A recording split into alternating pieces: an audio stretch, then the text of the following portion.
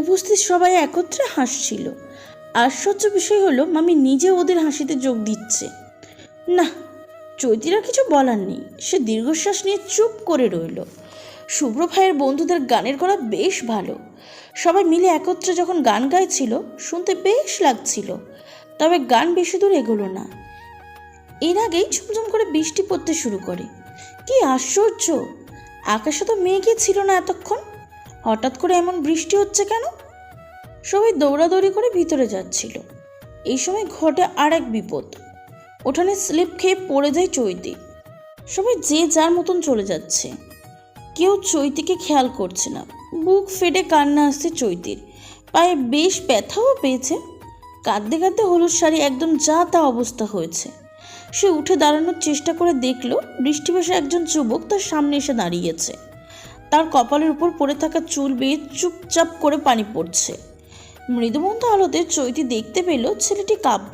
কাব্য চৈতির দিকে হাত বাড়ি দিয়ে বলল, আরে মিস বাচ্চা বাটি, পড়ে গেছো?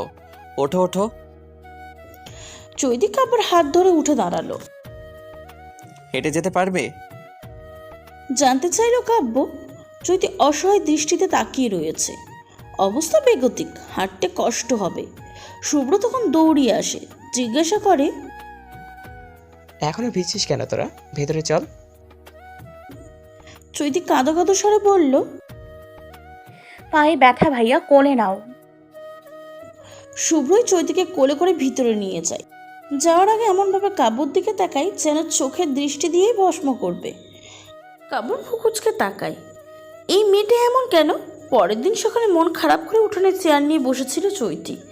তার পায়ে ব্যথা ভালো হয়নি। সবার মতো হই হুল্লোড় করে শুভ্র ভাইয়ের বিয়ে উপভোগ করা হবে না তার।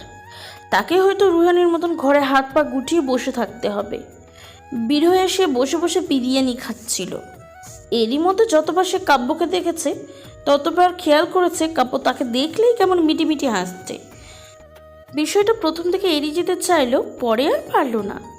সে গম্ভীর দৃষ্টিতে কাব্যর দিকে তাকিয়ে থাকে। কাব্য তখন ব্যস্ত ছিল। ব্যস্ত তো সবাই, কারো নজর অন্যদিকে না থাকলেও চৈতির চাহনি কাব্যর দৃষ্টি এড়ায় না। সে মিটিমিটি হাসতে হাসতে এগিয়ে যায়। একটা চেয়ার টেনে চৈতির মুখোমুখি বসে বলে, কি ব্যাপার মিস বাচ্চা পাটি, অমন করে তাকিয়ে আছো কেন? রাতের খাবারটা কেমন ছিল? কোন খাবার? ওই যে স্লিভ। হা হা হা হা। কি ধুরন্ধর লোক! পড়ে গেছে বলে সেটা নিয়ে এখন মজা উড়াচ্ছে। চৈতি অবশ্য একটুও রাখলো না। ইনোসেন্টের মতো করে বলল, মন খারাপ লাগছে। সে কি, কেন? আমার বোধহয় বরযাত্রীর সাথে যাওয়া হবে না। পা দেখিয়ে বলল চৈতি। একটু থেমে আবার বলল, একটা কাজ করে দেবেন? কি? ওই যে মুরগির ছোট বাচ্চাটা দেখতে পাচ্ছেন, একা একদিকে দাঁড়িয়ে আছে, ওকে আমার কাছে এনে দিন। আমি তো হাঁটতে পারছি না, না হলে আমিই নিয়ে আসতাম। আমি এনে দিচ্ছি, সমস্যা নেই, কিন্তু তুমি মুরগির বাচ্চা দিয়ে কি করবে? হাতের তালুতে দাঁড় করিয়ে দেখব। ছোটবেলায় মন খারাপ হলে মা খাঁচা থেকে মুরগির বাচ্চা বের করে হাতের তালুতে দিত। কাব্য হেসে বলল, আচ্ছা ঠিক আছে। কাব্য মুরগির বাচ্চা আনতে যাচ্ছে আর চৈতি অপেক্ষা করছে সার্কাস দেখার জন্য। যেই না কাব্য মুরগির বাচ্চাটাকে তুলে নিয়ে আসছিল অমনি মা মুরগি দৌড়িয়ে উড়ে এসে কাব্যর মাথায় উঠে গেল। ইচ্ছা মতো মাথায় টোকর দিচ্ছে। কাব্য কোনো মতেই মুরগিকে সরাতে পারছিল না। এদিকে ব্যথায় তার জীবন যায় যায় অবস্থা। চৈতি খিলখিল করে হাসছে। কাব্য চিৎকার চেঁচামেচিতে ঘর থেকে সবাই বেরিয়ে আসে। চৈতির মা বললেন, এ কি হচ্ছে? কাব্য মুরগিকে সরাতে না পেরে বাধ্য হয়ে বাচ্চাটিকে নিচে রেখে সামনে থাকা পুকুরে ঝাঁপ দেয়। চৈতি হাসতে হাসতে তার মাকে বলে, মুরগি আদর হচ্ছে মা। মেয়ে বিয়ে দিলে তার বরকে যেমন জামাই আদর করা হয়, শুভ্র ভাইয়ের বন্ধুকে করা হচ্ছে মুরগি আদর। চৈতির গালে 4টা থাপ্পড় গুনে গুনে যদি দিতে পারত তাহলে মনে শান্তি পেত কাব্য। বেশি জোরে দেওয়া যাবে না, ছোট্ট করে চট দিতে হবে, নতুবা মেয়েটা আবার ব্যথা পাবে। সে গায়ে পাঞ্জাবি জড়াতে জড়াতে এসব ভাবছিল আর হাঁচি দিচ্ছিল। গ্রামের নদী কিংবা পুকুরের পানিতে গোসল করার স্বভাব তার নেই একদম। সে আয়নায় দেখলো চৈতি খুঁড়িয়ে খুঁড়িয়ে এই ঘরের দিকেই আসছে। কাপড় রেগে তেড়ে মেরে এগিয়ে যায় চৈতির দিকে। তখন সবাই ছিল বলে কিছু বলতে পারেনি, কিন্তু এখন তো শিকার নিজে থেকেই ধরা দিয়েছে। অবশ্য এই রুমে কাব্য ছাড়া বাকি বন্ধুরাও রয়েছে। বন্ধুদের টপিক আলাদা, খুন করে লাশ গুম করে ফেললেও ওরা কাউকে কিছু জানাবে না। তবে এখানেও একটা কিন্তু রয়েছে, বাকিদের থেকে সুব্রত আলাদা। চৈতি যেহেতু তার কাজিন, সে নিশ্চয়ই ছেড়ে কথা বলবে না। সেসব চিন্তায় তার মাথায় এলেও মনের মধ্যে বেশিক্ষণ থাকতে পারল না। সে একদম চৈতির নিকটে গিয়ে বলল, তুমি আমার সাথে এমনটা কেন করলে? চৈতি দরজা ধরে পিছনের দিকে হেলে দাঁড়িয়েছে। হঠাৎ এমন আক্রমে একটু ভয় পেয়েছে বটে, তবে সে পুরোদমে সাহসী হয়ে উঠল। কিছু বলতে যাওয়ার পূর্বেই রুমে একবার চোখ বুলিয়ে দেখলো সবাই রেডি হতে ব্যস্ত হয়ে আছে। হুট করে চৈতি ফ্লোরে বসে হাত পা ছড়িয়ে কাঁদতে শুরু করে। ভ্যাবাচাকা খেয়ে তাকিয়ে আছে কাব্য। চৈতি কাঁদতে কাঁদতে বলে, ধাক্কা মেরে ফেলে দিলেন কেন? কান্না শুনে উপস্থিত সবাই এগিয়ে আসে। শুভ্র চৈতির মাথায় হাত বুলিয়ে বলে, কি হয়েছে চৈতি, কাঁদছিস কেন?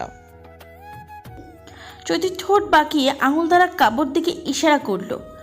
ভাঙা ভাঙা গলায় বলল, উনি ফেলে দিছে। কাব্য হক চকিয়ে বলে, আমি ফেলি নাই।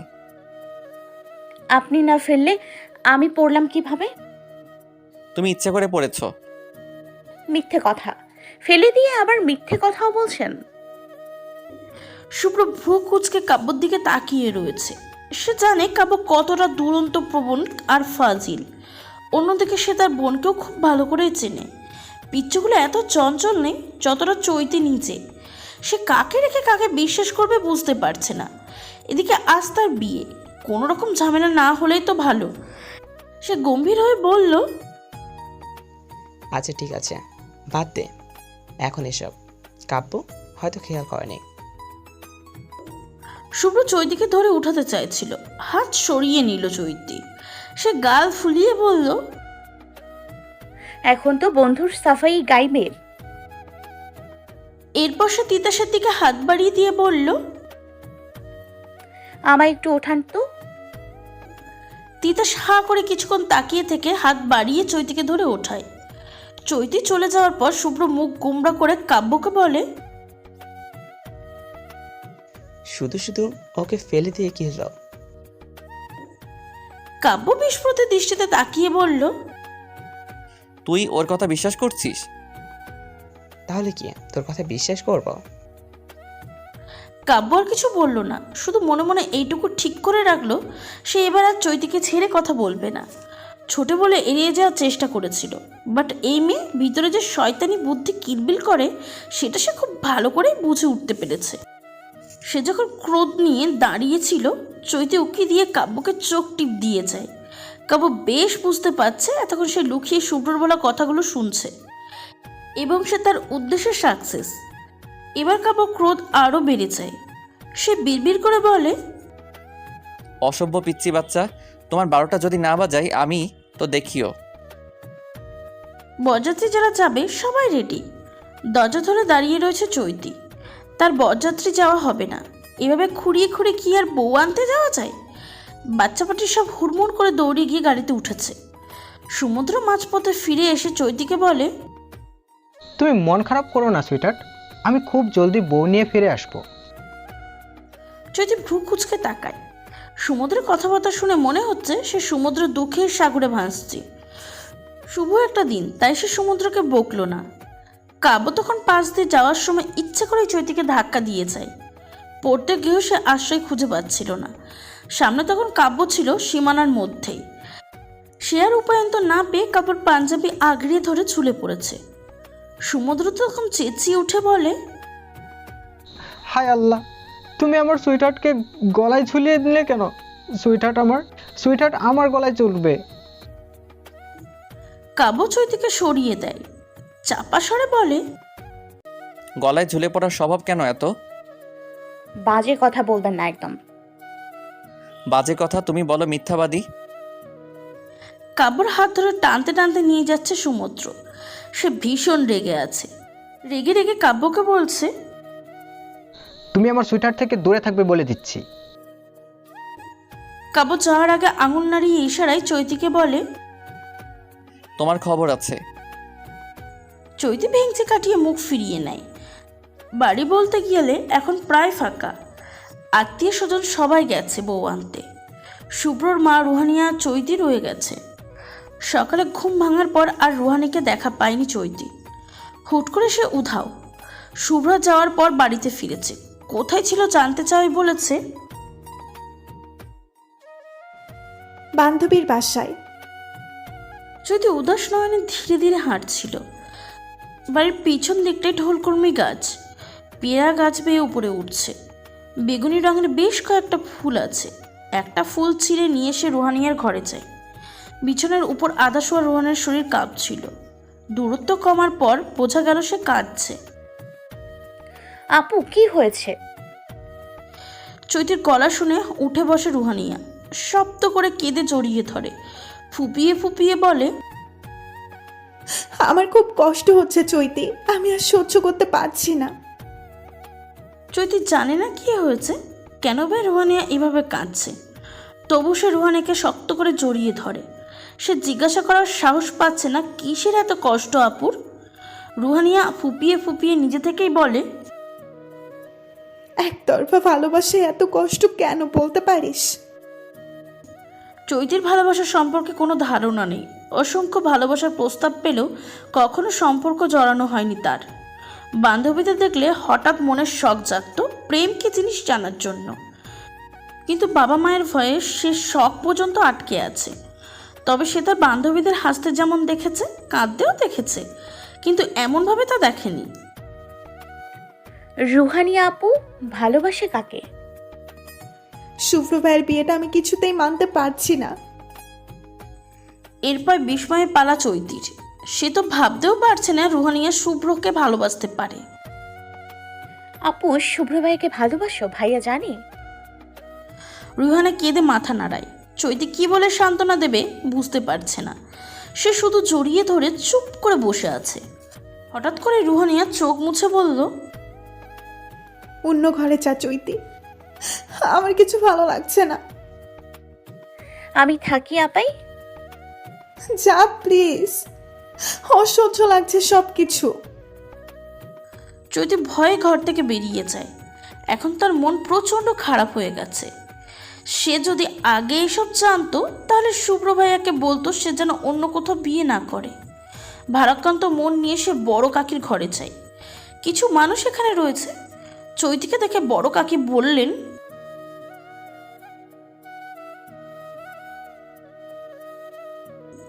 চৈতি মাথা নাড়ালো। সে খাবে না কিছু। কাকি অন্য ঘরে গেলেন খাবার আনতে। চৈতিও গেল পিছু পিছু। নিজস্বরে জিজ্ঞাসা করলো, রুহানিয়া আপাইকে তোমার কেমন লাগে কাকি? বড় কাকি চৈতির দিকে তাকিয়ে মুচকি হাসলেন। বললেন, কেমন লাগবে আবার, তোরা সবাই তো আমার ছেলে মেয়ের মতন। মানে আপু বাড়ির বউ হিসেবে কেমন হবে? রুহানিয়া চমৎকার একটা মেয়ে চৈত্রী। ও যেই বাড়ির বউ হবে সেই বাড়ির লোকেরা সোনার বউ পাবে। ওর মতো মেয়েই হয় না। চৈতি উৎসাহ কণ্ঠে বলল, তাহলে শুভ্র ভাইয়ার জন্য রুহানিয়া আপাইকে বউ করে আনলে হয় না? বড় কাকির হাসি মুখটা মলিন হলো। ম্লান হেসে বলল, এমনটা আমরা ভাবিনি তো কখনো। তুই হঠাৎ এসব কথা কেন বললি? এমনি কাজ টাজ কিছু নাই তো, উঠভট সব কথা মাথায় আসতেছে। বড় কাকি হেসে খাবারগুলো হাতে নিয়ে বললেন, তুই বস, আমি রুহানিয়াকে খাবার দিয়ে আসি। সকাল থেকে মেয়েটা কিছু খায়নি। মাথা ব্যথার জন্য বউ আনতে যেতেও পারলো না। চৈতি আতঙ্কিত হলো। অস্থির হয়ে বলল, না না আপাই তো ঘুমায়, এখন জাগিও না, মাথা ব্যথা বাড়বে তাহলে। ঠিক আছে, উঠলে খাবার দিয়ে আসিস।